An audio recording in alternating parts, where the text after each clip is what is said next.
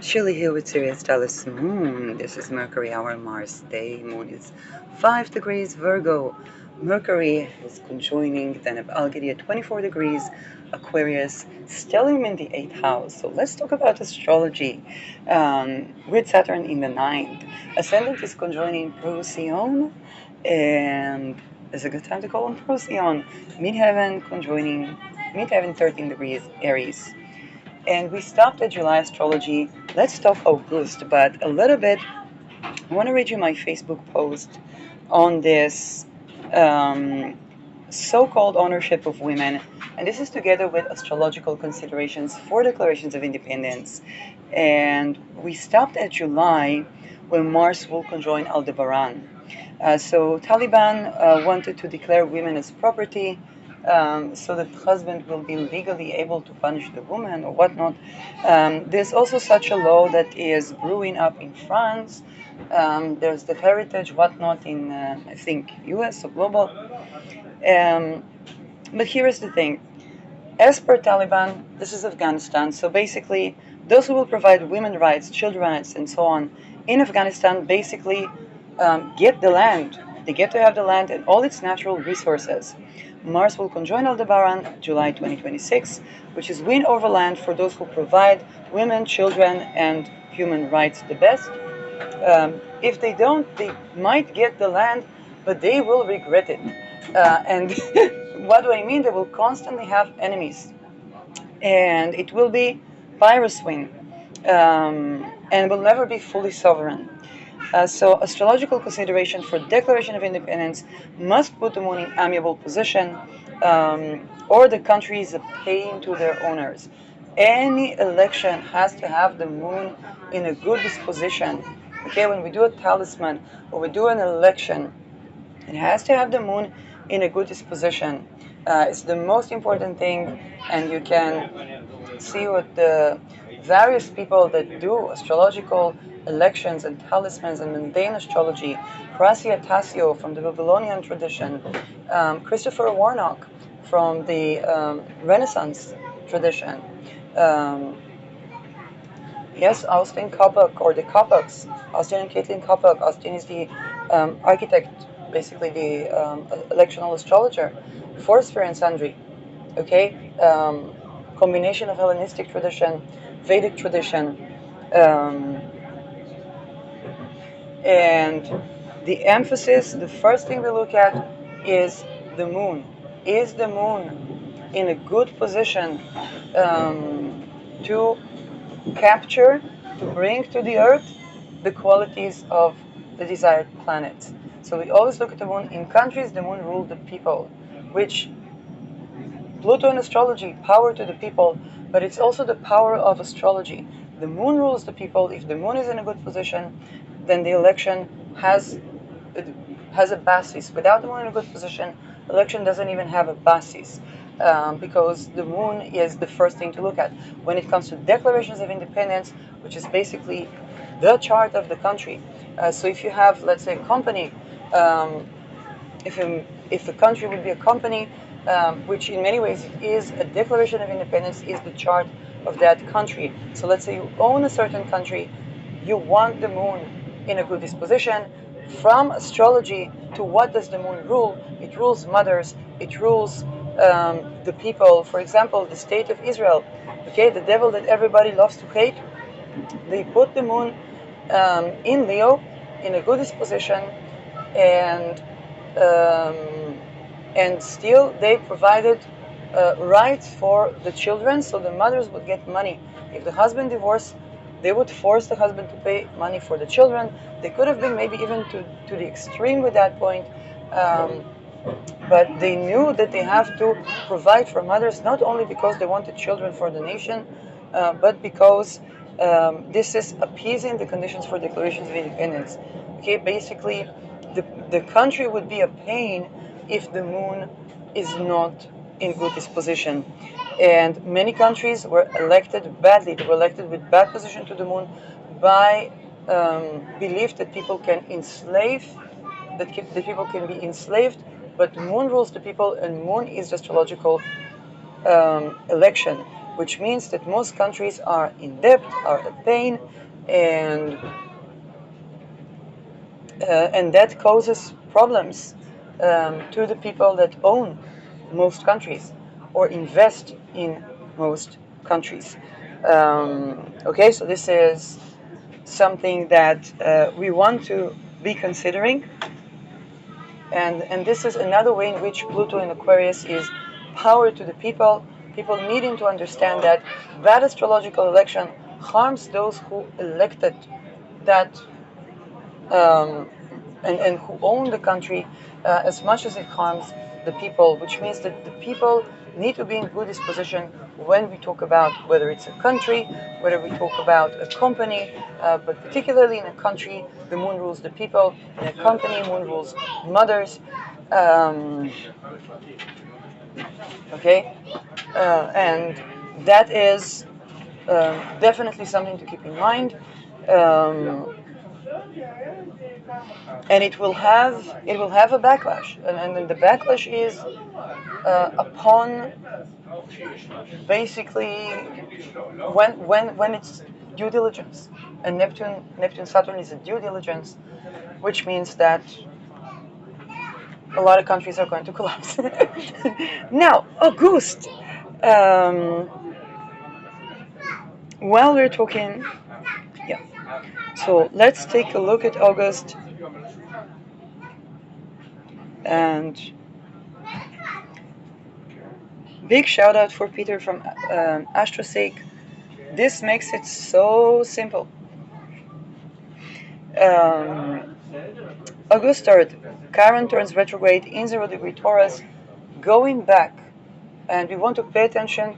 Watch my video of May when I talk about Chiron ingress to Taurus, the very first degree of Taurus. Huge things that I discussed regarding that. And now it's going back to Aries. It's going retrograde, so that we can prepare curate the last degrees of sovereignty of the I am, also sovereignty of countries, sovereignty of everything, to prepare for Chiron Taurus, where healing the feminine becomes an issue. It becomes a medical issue that will not be able to be sorted out with artificial medicine. And when I mean artificial, I mean medicine that was made to enslave or for economical reasons. No, Chiron will not allow that, just like it did not allow to create identity-related issues and sovereignty-related issues without abolishing extortion codes and their effect on real estate, and so on and so forth. Venus ingresses to Libra. Venus ingresses to Libra August 6th. Venus in her home sign Libra.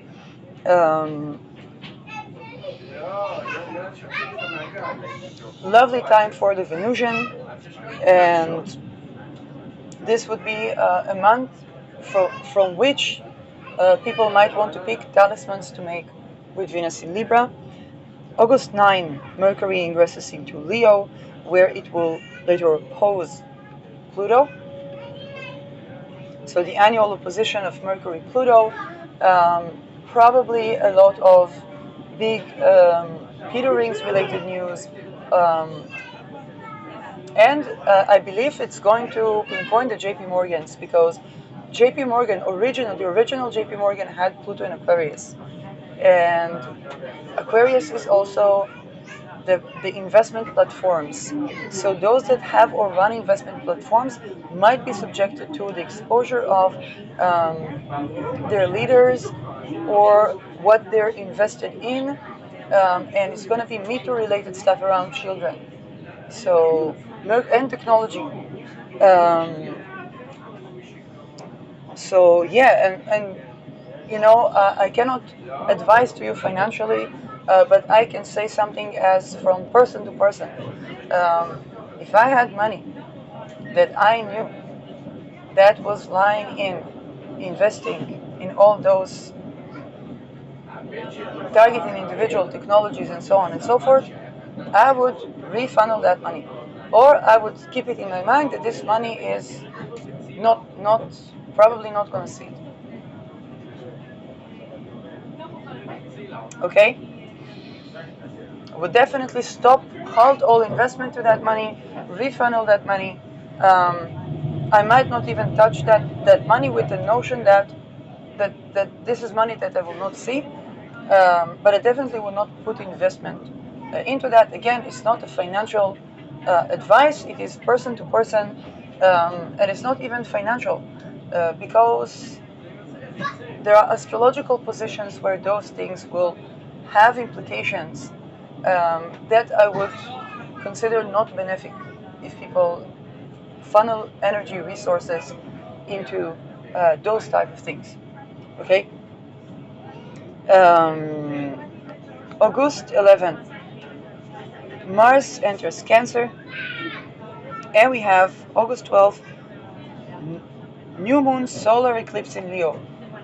So this is the first solar eclipse in Leo where we have the nodes at 0 degree Virgo. We have Ketu Regulus. This is a very potent solar eclipse because we have a Ketu Regulus, which means that we are purging something about royalty. Doesn't necessarily mean leaders, although solar eclipse affects leaders. Jupiter is in Leo, 9 degrees Leo, Mercury 5 degrees Leo. We are purging an old issue, or we are purging something to do with royalty. Mercury just separates from the opposition to Pluto, and so this is a very important eclipse. Of course, certain leading figures can, cross over, but this is more Regulian, anything Regulian figures. And Regal is royal. So it's going to be really, really emphasizing, it's kind of like a double Leo eclipse. Okay?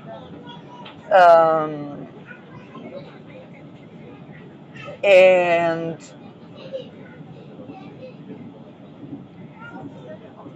Mars here, 0 degree Cancer, is supposed to remediate the tension between the nodes, but is ruled by the moon. 20 degrees Leo, last decan of Leo, particularly those who took the last decan, and shout out to Threads of Fate.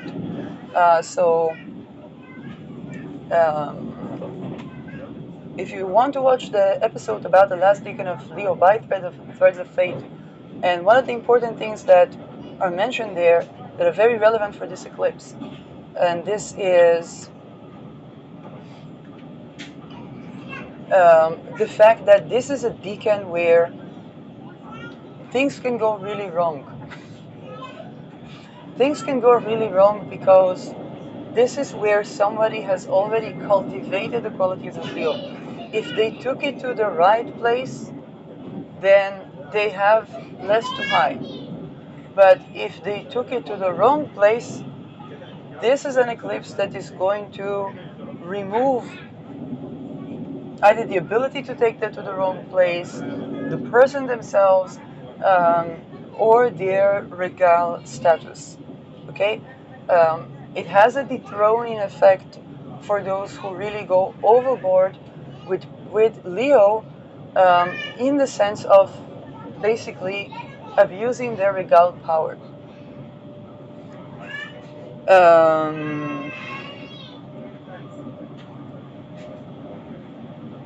And yeah, people don't like to hear that because they can be smug, they can be, yes, they can be egoic or ego-centered, or they can have a god complex, but those eclipses are really, really powerful in basically removing what no longer serves. And here what no longer serves is those ways of doing Leo the Epstein way. So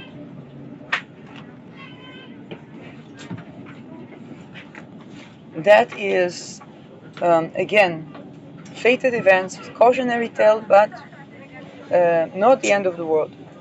Mercury conjoining Jupiter August 15, and the nodes leave Pisces in August 18, which moves us to basically the Aquarius Leo pole. However, the eclipse, the solar eclipse in Leo, is more like a double Leo eclipse. Even though the nodes are not in Leo and Aquarius, Ketu Regulus is Ketu on the fixed star of the sun. So those who work now, Regulus, mind you, has been in a difficult disposition for several years now. It has been, yes, in conjuncting Neptune, in conjuncting Pluto, and squaring Uranus. Very, very difficult. I did a Regulus talisman. The experience I had, I don't wish on my enemies.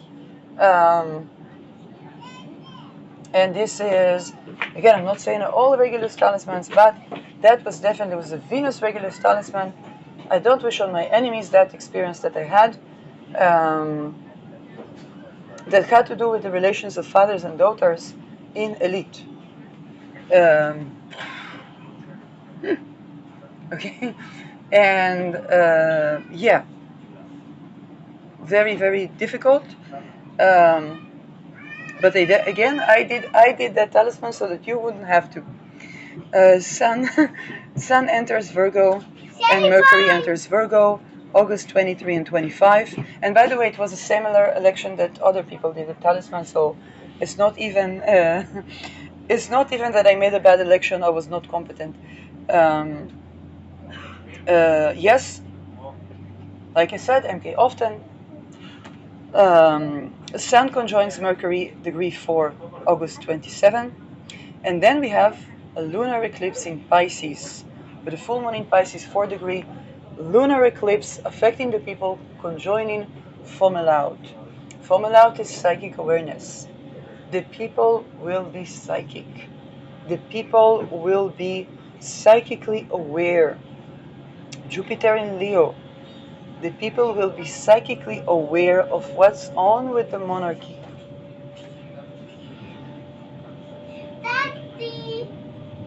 The people will be psychically aware of their own heart-centered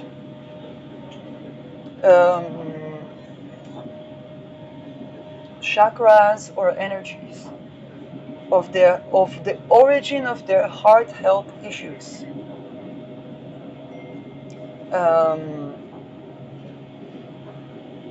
Rahu already in Aquarius, Ketu still conjoining Regulus, but from Leo. Although this is more the people eclipse. Populist leader may be more affected, okay? Because they are the people that are supposed to represent the people, are supposed to apply to the people. Again, supposed, I'm not saying this in practice, but when it's not in practice, they can be really affected by this. and that's important to remember.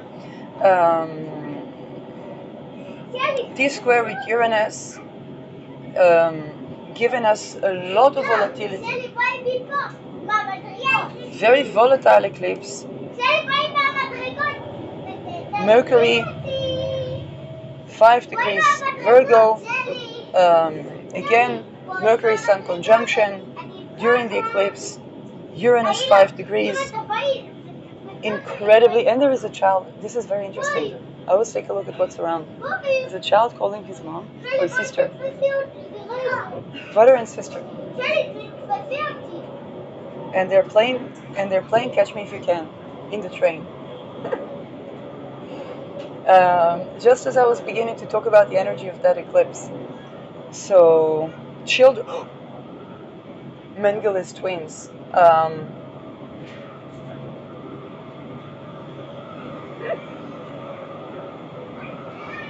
Okay. The doppelganger effect that can cover both leaders and people. People are going to be incredibly psychically aware of that. Okay, because Gemini is the twins, and Uranus is experiments with twins. So there's something we are purging there regarding experiments with twins. But it's affecting the people. Vulcan, I don't know. That is what right now rising. In the background, Lilith is 28 degrees Sagittarius, still Mula Nakshatra, still close to the galactic center. Saturn retrograde, 13 degrees Aries, which means that we are rethinking the origin, the identity, the sovereignty, the real estate, and Mars, 10 degrees Cancer. So real estate of the people, housing of the people. People are going to be really increasingly aware psychically of things that are going on in the real estate of their housing, particularly,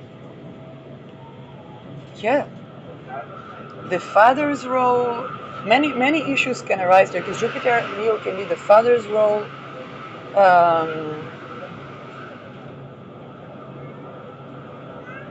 Again, those are fated events, so I don't know what exactly will it be.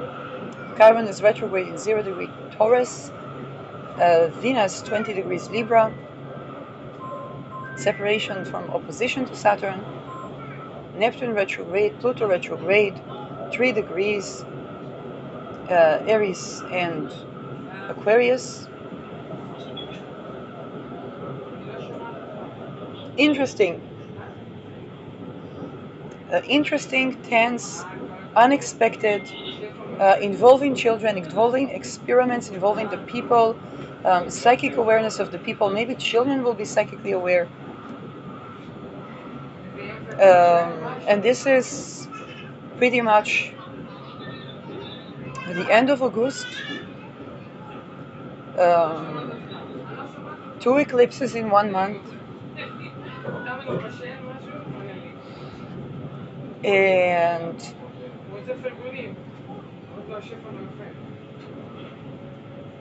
both of them are very Regulian, very solar. Fathers may have increasing challenges, or they may become fathers. Yes, but we might be purging fathers, or the wisdom of the father. We might even be purging segments of patriarchy. I'm trying to think about what are the significations of sun, and Ketu purges the materialization of something. So patriarchy, leaders, monarchs, maybe even doctors or leading doctors, because it's Virgo. Sun is also in Virgo, which is sign of the manager, but also the pharmacist. Yes. Are we purging pharmaceutical occupation? I don't know, because this seems to me more to the patriarch figures or the leading figures rather than sciences. For example, Ketu in Aquarius is purging certain sciences. Rahu in Aquarius is actually sciencifying things.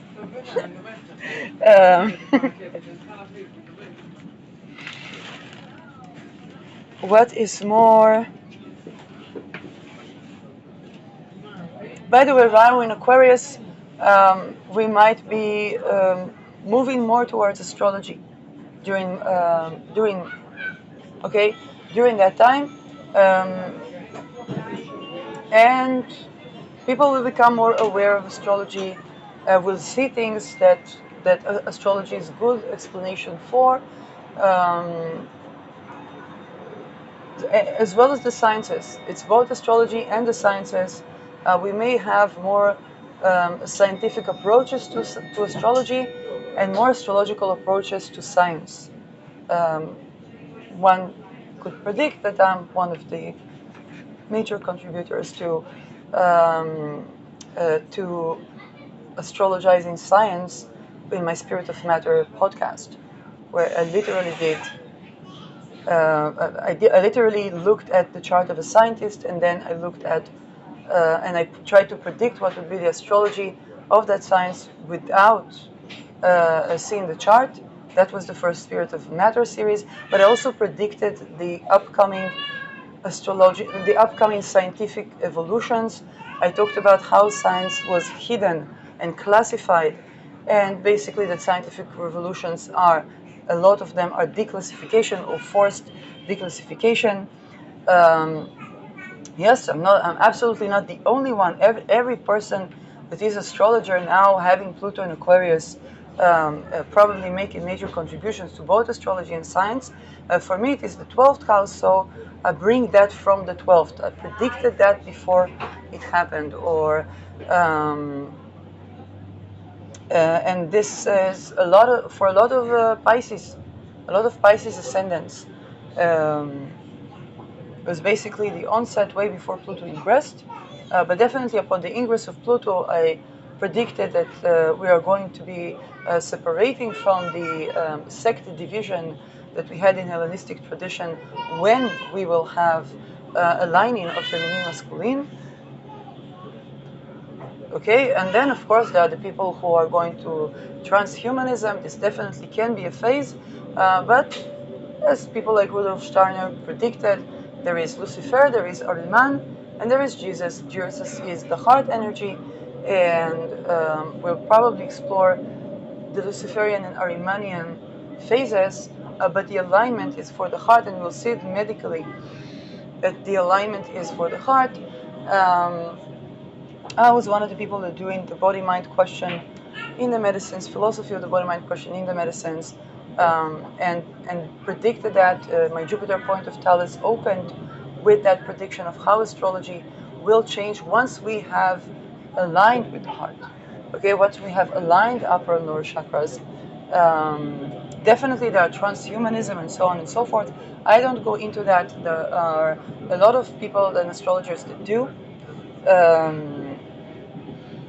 And yes, this is something that is my astrological and scientific contribution to the field of astrology, and this is also where I predicted particular things regarding science, whether it's Saturn changing the way we see time, which is definitely already being borne out with the Saturn Neptune, the foundation of physics being completely rewritten, and discussion of waveforms and frequency forms, gravity as a wave being further examined. And those are definitely things that we already see happening in the sciences. There are other people that talked about AI and stuff like that. Each person and their own contributions. But then, of course, if people plagiarized, then they will carry the weight of the sexual offenses that they committed that were juxtaposed to the plagiarism. Now, Venus opposing Saturn, August 21. This is, and Venus opposes Neptune, August 10. Okay, two major transits of Venus with the outer planets. Values that stand the test of time, and letting go of ideations, but also letting go of devaluations. Mars opposing Lilith. Mars opposing Lilith is August 4, and this is another important opposition that Mars makes from Cancer. We will already have Lilith in Capricorn at the time. So let's see, when does Lilith ingress to Capricorn?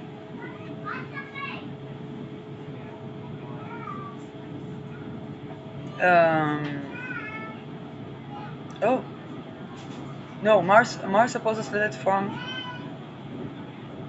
okay, Mars opposes Lilith from 25 degrees Gemini. That makes more sense. Lilith is conjoining the galactic center. Mars opposing from Gemini, Mercury is 22 in Cancer. So, and the Moon is in Aries. Jupiter Leo, 7 degrees Leo, and Sun in Leo.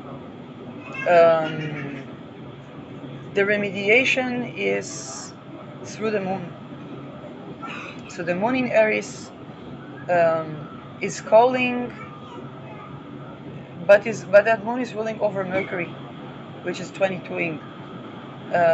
This is very, how should I say that? There can be assassination at this time. Okay, particularly last decan of Gemini, last decan of Cancer, and the entire axis, the entire mutable axis, is risk for assassination,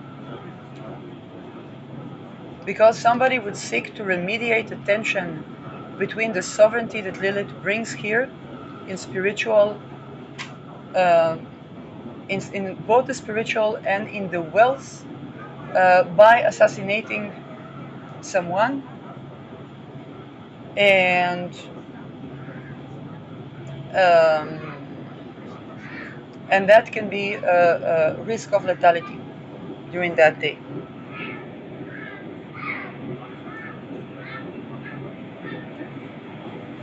And more important, Mars squares Neptune August 17.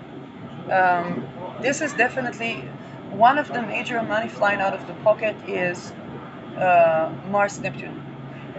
Okay, while it can absolutely be, if somebody spends money, then somebody earns money. But this is something to be considered, because this is a Mars disposition that is very susceptible to running out of assets, running out of money. Something that one has to just deal with the fact that they need to make a purchase. But the moon is close to Spica, so there can be fairness that can perhaps remediate or alleviate. And so it would be a good time to call on Spica before making any money transitions or transactions.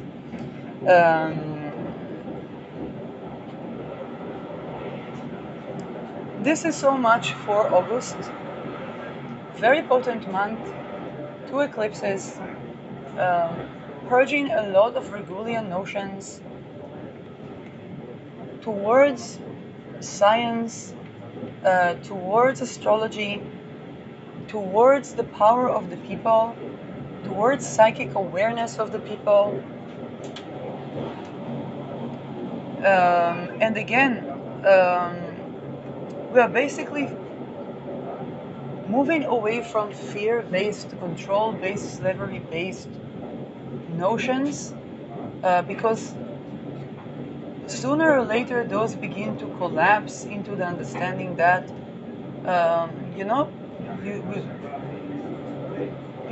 it's possible to fool some of the people some of the time, not all the people all the time, and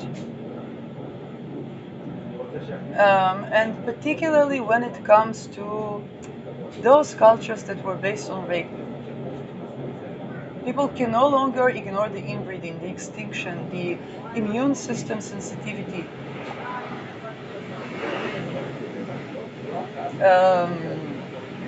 Particularly now, when women's rights are threatened, then when the people really, really have no choice, then they will talk about the genitals of the elite. Okay, that there are way more vaginas in the elite than we can even conceptualize or consider. Okay, which is another notion. Okay, when people are put into control tactics or fear tactics or gender issues or rape threats, then this is where countries get bought. And I opened with Afghanistan. Afghanistan is open for sale. Anybody that provides women's rights and abolishes rape in Afghanistan basically has the country, has the natural resources. They have better a piece of the moon, which is an astrological consideration for merging and acquisitions of countries better suited with a new astrological declaration of independence. They need to find a good moon election. Mars will conjoin Aldebaran this July, mid-July, and Afghanistan, where there's oil there, rare earth minerals, gas, refineries, everything. Okay, because Afghanistan lost mandate of the heaven as a country, which is beautiful, beautiful place, beautiful territory, and all one would need to, okay, basically as that's basically the meaning of the Uranus Gemini. Okay, so Afghanistan is absolutely open for purchase. It is not a sovereign country. He's violated every single human right, and completely open for purchase. All the resources there, everything there. But if people don't want that purchase to be a pain, they have to appease the moon, and this means they need to grant women rights. Yes, and so there are many